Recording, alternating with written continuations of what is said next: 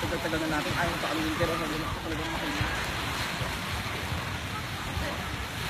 Ikapitong utos ng Diyos! Huwag kang makikiapit sa may asawa na may asawa. Ah! Mga ahas kayo! Ikaw lalaki, naga mo sa akin ang pinakamamahal kong asawa. Hindi mo alam na may asawa niya siya.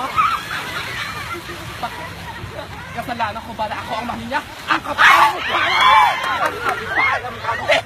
Teka. Diba? Ako ang asawa dito at ikaw ang kabit. Ikaw ang may karapatang manakit sa akin. Ang kapal na mukha mo! Bakla! Hayop ka! Hayop ka dito! Hayop ka dito!